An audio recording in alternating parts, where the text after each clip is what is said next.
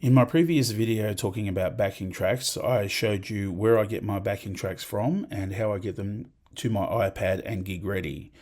Occasionally I'll download a song that has quite an extended guitar intro with no other instruments playing, and that can be quite difficult to keep time with up until the other instruments kick in. So what I need to do is add a click track into the song to keep time. The issue I have with karaoke versions metronome or click track is it sounds bloody awful. So what I'm going to do is change that to a hi-hat sound to make it sound a little more organic, like a drum kit, while I'm playing live on stage. So to do that, I'm going to use this song, I'm Yours by Jason Mraz, which has about a 40-second guitar intro with no other instruments playing. I need to be able to keep time with that track until the electric piano kicks in. To do that, I'm going to add my hi-hat sound using Logic Pro.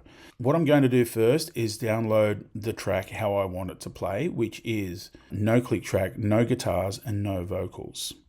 I'll download that in its original key, and then I'll go back and I will solo out the click track and download that as a separate file. Once those two are downloaded, I'll move on to Logic Pro and we'll get into changing that click track into a hi-hat sound. So stick with me. So now that I've opened Logic Pro, I need to import my files into separate tracks and get working on this click track. Firstly, I'm going to drag and drop the original file with all of the instruments on it. And as you can see, the instruments don't kick in until this point right here. The next file I need to drag in is my click track onto a new channel. And here is our click. We don't need Finder anymore, so let's get rid of that. Okay, so I need to convert this ugly click into a hi-hat sound. So what I'm going to do is select the click track so that it's highlighted here. And I'm going to go up to track and replace or double drum track. Here I'm going to choose closed hi-hat and click OK. Now we have a software instrument track, but if I get past the intro clicks and you listen to the file now, it's not a hi-hat. So what I'm going to do is I'm going to highlight that track and copy it. Then I'm going to go to add new track. And I'm going to select drummer, create. I'm going to get rid of this particular section, and then I'm going to paste. Now I can mute the first instrument track that we had. I'll go back to our start of our track here and play. And now you can hear we have a hi-hat sound. Now to boost that sound, you can obviously just drag up the fader on the channel, or you can go to the compressor and you can boost a makeup or the output gain to get more volume.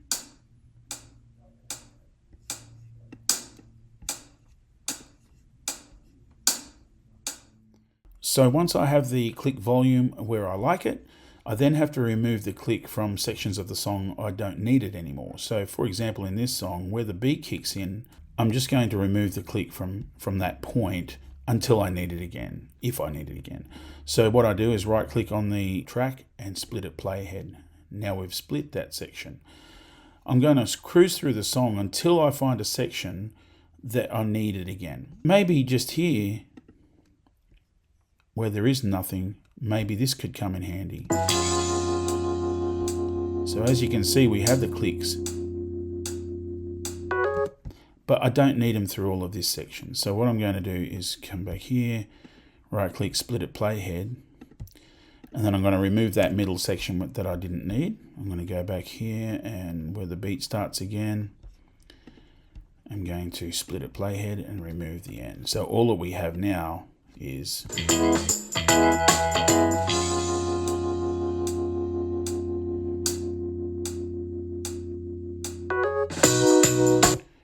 the click track through that blank section. Awesome. Everything is ready to go. So what I need to do now is highlight the section that I want to bounce, which is the entire song.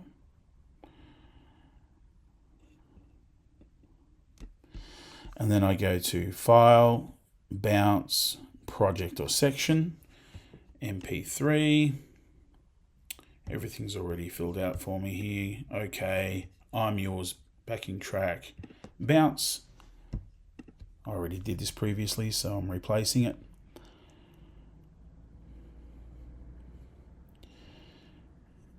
And there we have it, the final track. Once the file finishes bouncing, we can then open it up in our folder and give it a quick test to see if it worked. Now remember that we did leave the intro metronome click on the original track, which you can delete if you like. But essentially you will hear that at the start of the test track here. Here's your click of the metronome, and then we have our hi-hat.